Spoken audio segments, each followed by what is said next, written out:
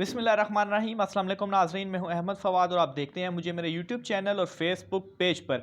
नाज़रीन, बहुत बड़ी खबर है और ब्रेकिंग न्यूज़ है जो कि आज के इस व्लॉग में आपके साथ शेयर करने जा रहा हूं। वज़ीर-ए-आज़म इमरान खान साहब के अपने ही जो MNAs हैं वो उनको धोखा दे रहे हैं और बहुत अहम बिल्स हैं जो कि इमरान खान साहब लाना चाह रहे हैं, लेकिन वो बिल्स जो हैं वो इस वक्त उनके ये खदशात जो है वो पड़ गए हैं कि शायद वो बिल जो है वो कौमी असम्बली और सेनेट का जो मुश्तरका इजलास बुलाना था वो उसमें पेश अगर हो भी जाए तो वो जो है उसमें कोरम पूरा ना हो या वो जो बिल हैं वो मंजूर ना हो। आज भी जो कौमी असम्बली का इजलास हुआ है, इवन कि जो रिसेंटली काफ़ी कुछ जो इजलास हुए हैं वो इजलास बार बार मुलतवी करना पड़े और उसकी जो रीज़न होती रही है वो यही थी कि कोरम पूरा नहीं होता रहा, जिसकी वजह से इजलास मुलतवी हुए। और ऑब्वियसली अगर इजलास ही नहीं होगा तो उसमें वो जो बिल्स हैं वो किस तरह से पेश और उसके बाद मंजूर होंगे।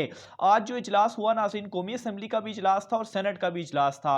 दोनों इजलास मुलतवी किए गए हैं पीर वाले दिन तक और इस वजह से मुलतवी किए गए हैं क्योंकि आज भी कोरम पूरा नहीं हुआ। कोरम से मुराद नाज़रीन ये है कि सेनेट में या कौमी असम्बली में आपको एक स्पेसिफिक तादाद चाहिए होती है अराकीन की। अगर वो तादाद जो है वो पूरी नहीं होती तो फिर जो है वो आप जो इजलास है आपको उसको मुलतवी करना जो है वो पड़ता है। इजलास की जो कार्रवाई है वो आगे नहीं बढ़ सकती और ये जो कोरम जो है वो पूरा नहीं हो रहा वो तहरीक इंसाफ की अपनी ही हुकूमत के जो MNAs हैं या जो सेनेटर्स हैं, सेनेट की चलो बाद में बात करते हैं, कौमी असम्बली की बात करें तो अपने ही जो उनके MNAs हैं वो ही मौजूद नहीं होते पार्लियामेंट में, कौमी असम्बली के इजलास में। और ऑब्वियसली अगर वो खुद ही मौजूद नहीं होंगे तो कोरम किस तरह से पूरा होगा, ऐवान की कार्रवाई किस तरह से आगे चलेगी। अपोजिशन की तो खैर हम बात ही नहीं करते, वो तो वैसे ही अगेंस्ट है पाकिस्तान तहरीक इंसाफ के कप्तान के और इन बिल्स की वो मुखालफत कर रही है।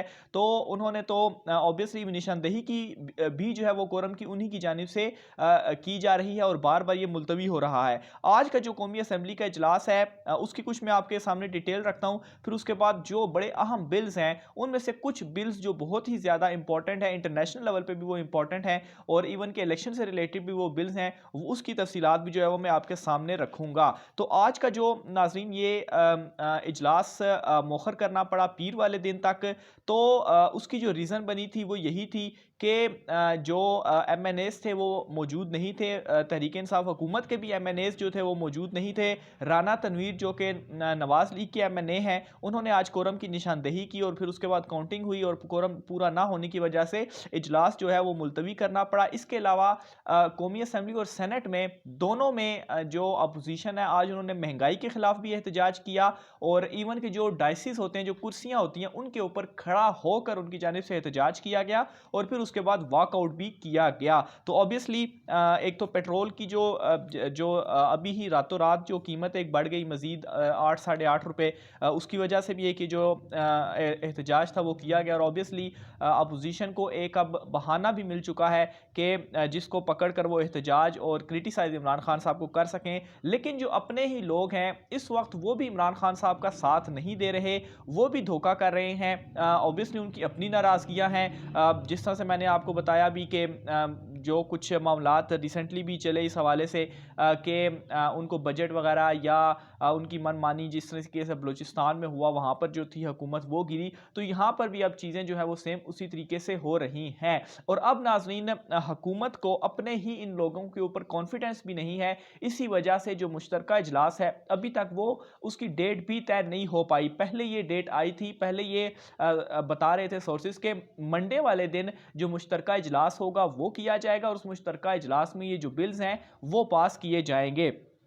लेकिन नाज़रीन अब हुकूमत ने पहले खाली सेनेट और कौमी असम्बली का इजलास बुलाकर ये चेक कर रही है कि आया जो उनके लोग हैं वो इसमें हाज़िरी अपनी दे रहे हैं, क्योंकि अगर मुश्तरका इजलास में वो अपनी हाज़िरी नहीं देते और वो भी कोरम के बायस मुलतवी करना पड़ जाता है तो ये हुकूमत के लिए बहुत बड़ी सबकी होगी। तो ये जो कॉन्फिडेंस है नाज़रीन इस वक्त अपने ही लोगों की जो है वो धोखादही की वजह से बहुत ज़्यादा मुश्किलात का सामना करना पड़ रहा है। तो आज का ये जो तजर्बा था वो तो नाकाम रहा।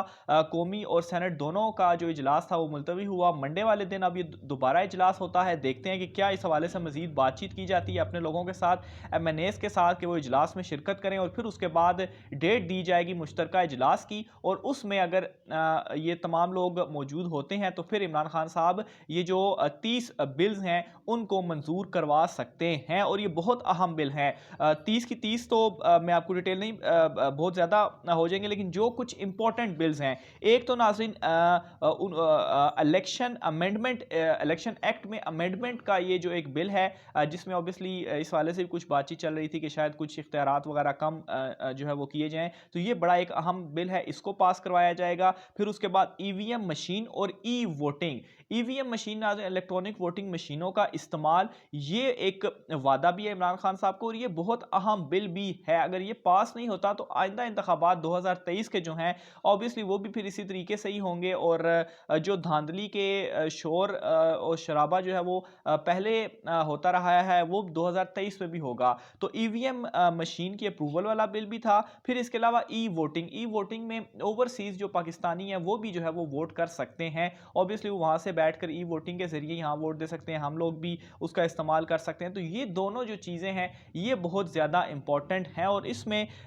इस बिल का मंजूर भी होना बहुत ज़्यादा ज़रूरी है। फिर इसके अलावा नाज़रीन, गुलभूषण जाधव वाला एक जो इंटरनेशनल कोर्ट ऑफ जस्टिस थी, उनकी जानिब से जो कुछ चीज़ें वगैरह कही गई थी, तो गुलभूषण जाधव से मुतलिक एक बिल था वो पास करवाया जाना था। उस बिल में गालबन ये चीज़ थी कि उनको वकील जो है वो पाकिस्तान में करने दिया जाए, ताकि वो पाकिस्तान की जो अदालतें हैं उनमें वकील के थ्रू अपना जो केस है वो लड़ सके। इस पर जो है वो पहले ऑर्डिनेंस जारी किया गया था, लेकिन ऑब्वियसली ऑर्डिनेंस की भी एक मुद्दत होती है, तो उसके बाद ये ज़रूरी था कि आप जो है वो बिल मंजूर कराएं पार्लियामेंट से और कौमी असम्बली से, फिर सेनेट से। तो ये बिल भी जो है वो उसमें शामिल है, और मुश्तरका इजलास में इस बिल को भी मंजूर करना है। फिर इसके अलावा एंटी रेप के हवाले से एक बिल था, ऑब्वियसली जो एक रेप के केसेस वगैरह जिस तरीके से आ रहे हैं, और इससे मुतल्लिक भी एक बड़ा अहम बिल था, वो भी इमरान खान साहब की जानिब से मंजूर जो है वो कराया जाना था।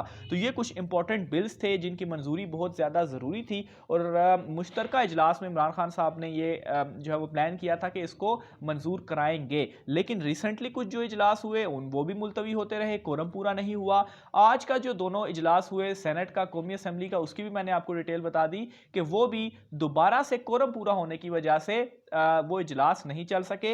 अपोजिशन की तो आप बात ही छोड़ दें, उन्होंने तो वॉकआउट भी करना है, उन्होंने सब कुछ करना है, वो तो अपोजिशन है। लेकिन जो आपकी हुकूमत के अपने लोग हैं, अपने इत्तेहादी हैं इवन के, और जो इत्तेहादियों की भी बात छोड़ दें, जो अपने MNAs हैं वो अगर सारे नहीं आते उस इजलास में, तो फिर इसमें जो है वो किस का जो कसूर है वो हुआ। एटलीस्ट उन अपने जो हुकूमती लोग हैं उन तमाम लोगों की जो भी नाराज़गियाँ हैं, ऑब्वियसली नाराज़गियाँ हैं, मामलात जो हैं वो गड़बड़ हैं। इवन के जो वुज़रा हैं उनके दरमियान भी ताल्लुकात जो है वो ठीक नहीं है। मैंने रिसेंटली जो कुछ एग्जांपल्स अपने एक व्लॉग में आपको इस हवाले से दी थी, शेख रशीद और फवाद चौधरी और इवन के आज़म सवाती जो इलेक्शन कमीशन में मामलात चढ़े। फिर इमरान खान साहब की जानिब से उस मीटिंग में अपने ही वुज़रा को थोड़ी सी झाड़ भी पिलाई गई कि आप ये जो है वो क्या कर रहे हैं। तो मामलात गड़बड़ हैं इस वक्त, और इवन कि ये जो असम्बली का इजलास और कोरम पूरा ना होना, ये भी इस तरफ इशारा कर रहे हैं कि मामलात कुछ गड़बड़ हैं। बहरहाल इस तमाम तर सूरत हाल को इमरान खान साहब किस तरह से हैंडल करने, होपफुली वो इसको